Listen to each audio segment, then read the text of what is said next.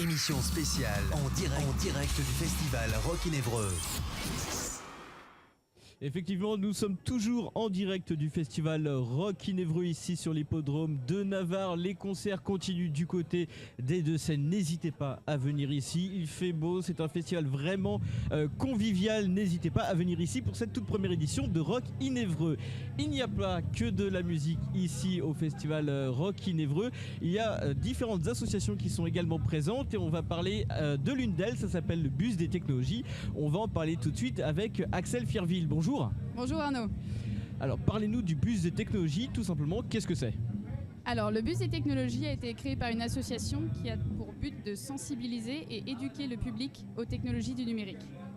Donc ça s'adresse autant au grand public qu'au monde de l'éducation, de la formation, ainsi qu'aux entreprises. Alors concrètement, qu'est-ce qu'on va pouvoir y voir ou y faire dans ce Bus des Technologies ? Alors à l'intérieur du Bus des Technologies, vous avez plusieurs grandes familles de technologies. Vous avez de la réalité virtuelle, augmentée, mixte, impression 3D, scanner 3D, outils digitaux, tables stéroscopiques, drones, robotique, des grands écrans tactiles, tablettes, beaucoup de différentes technologies. Alors vous parliez de table stéroscopique, c'est quoi exactement ? Alors une table stéroscopique, donc c'est une table où vous avez des lunettes. Lorsque vous bougez la tête, la table s'adapte à vos mouvements, vos positions, et vous envoie une image légèrement différente pour chacun de vos yeux, ce qui permet à votre cerveau de reconstituer la 3 dimensions. Alors c'est vrai que la réalité virtuelle s'est énormément développée ces dernières années. On a plutôt l'impression que c'est vraiment l'aspect ludique, puisqu'on peut trouver des applications pour téléphone portable, maintenant pour smartphone qui s'adaptent sur les lunettes, mais il y a énormément d'applications disponibles. Oui, tout à fait. Mais il n'y a pas que des applications aussi pour tout ce qui est loisirs, des jeux, etc. Vous avez aussi tout un domaine qui est dédié aux simulations pour sensibiliser le public, pour les entreprises aussi, pour optimiser les postes de travail. Voilà, il y a beaucoup d'applications en fait qui sont aujourd'hui développées. Alors, suivant le public, comment est-ce que vous allez adapter le discours que vous allez tenir ? Alors, en fait, on change en fait nos contenus en fonction des personnes. Si par exemple, on est dans une entreprise qui est autour du BTP, donc on adapte notre contenu pour cela, tout simplement. Par exemple, vous étiez il y a quelque temps à un pôle emploi. Comment est-ce que vous avez présenté ces nouvelles technologies à ce public ? Alors en fait, on n'est pas encore allé au pôle emploi. C'est la semaine prochaine, donc on va à différents pôles emploi de la région. Donc là, par exemple, on va accueillir des demandeurs d'emploi ainsi que leurs conseillers. Donc on va leur faire découvrir de manière générale tout le panel de métiers que vous pouvez avoir autour de la technologie. Donc ça va leur faire découvrir ces nouveaux métiers, vraiment tout un panorama qui se trouve autour de cette industrie. C'est ça, tout à fait. Et aussi notre intérêt, c'est de leur montrer ces technologies en fonctionnement et surtout de leur faire tester. Parce qu'ils n'ont pas forcément les moyens en fait de pouvoir voir une imprimante 3D tout simplement en fonctionnement. Et lorsque vous allez vers un public scolaire, quels outils vous allez utiliser auprès par exemple d'écoles primaires ou de collégiens ? Alors au niveau collégien, vous avez beaucoup d'écoles qui se mettent à l'impression 3D, aux modélisations 3D. Donc par exemple, on peut leur montrer des outils web où vous avez par exemple une plateforme d'hébergement de modélisation 3D qui s'appelle Sketchfab et qui permet en fait de visualiser des modèles 3D. Est-ce qu'il y a des publics qui sont un peu plus passionnés par ces nouvelles technologies ou alors à l'inverse un peu plus réticents ? Oui, il y a un peu de tout. Pour tout vous avouer, il y a un peu de tout, que ce soit dans le monde du grand public, les personnes âgées, les jeunes, les plus ou moins connectés.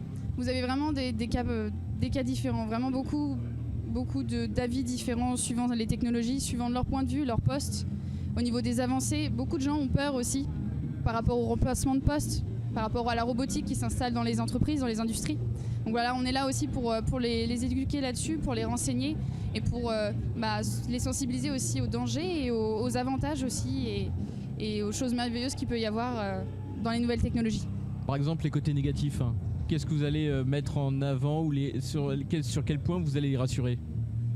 Alors par exemple, côté négatif, la réalité virtuelle, on la déconseille fortement pour les enfants en bas âge. Parce que les enfants ne comprennent pas forcément que c'est quelque chose de virtuel. Donc c'est un peu... souvent ils ont peur en plus de ce genre de démonstration, donc vaut mieux l'éviter. Après, en tout ce qui est avantage, vous avez de l'optimisation de postes de travail. Donc le fait, je vais garder le cas de la réalité virtuelle, Vous visualisez une ligne de production, vous testez tous les postes et vous optimisez le poste de travail de l'employé en vérifiant qu'il n'y ait pas d'éléments qui viennent gêner dans les mouvements ou éviter tout ce qui est TMS, donc troubles musculo-squelettiques, et voilà, tout ce genre de choses. À l'international, la France est plutôt bien placée, la French Tech est plutôt bien placée sur ce secteur. Vous étiez d'ailleurs en Allemagne, c'est un moyen de faire justement rayonner ce savoir-faire à l'étranger ?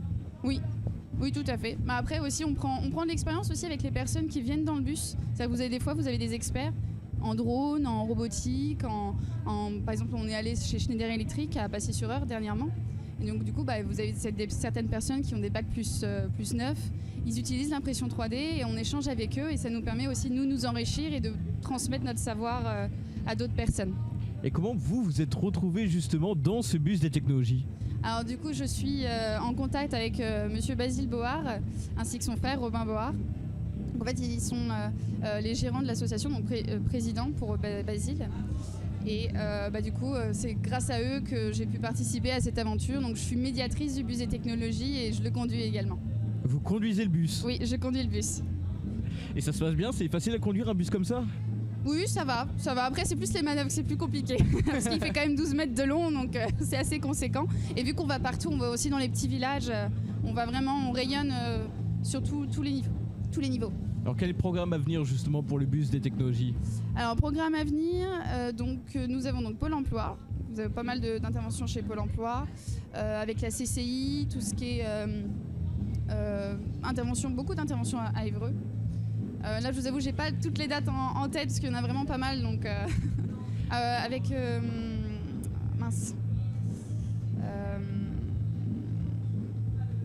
bref, j'ai un trou, énormément de partenaires en fait qui sont avec le bus des technologies. Si jamais il y a des gens qui seraient intéressés par ce bus des technologies, comment est-ce qu'ils peuvent faire pour vous contacter ? Alors tout simplement en allant sur notre site, lebusdestechnologies.fr. Nous sommes sur Facebook, donc nous actualisons énormément nos contenus sur Facebook, Twitter, aussi Instagram, YouTube. Voilà, on est sur pas mal de réseaux sociaux. Bon, en tout cas, merci Axel merci à vous, merci d'être venu sur le plateau de BPM et de Sensation. Bon courage pour la suite de la journée et puis bon courage pour la suite du parcours du bus des technologies. Ici sur le plateau, on va continuer à vous faire vivre ce festival Rock in Évreux en direct et en simultané sur BPM et sur Sensation. Les concerts continuent, n'hésitez pas à venir. Ce soir, on attend quand même entre autres The Prodigy ici à Rock in Évreux. Si vous voulez les voir, n'hésitez pas. Il y a une ambiance vraiment familiale. Merci encore de nous avoir suivis et tout de suite, on se retrouve d'ici quelques minutes. Émission spéciale en direct du festival Rock in Évreux.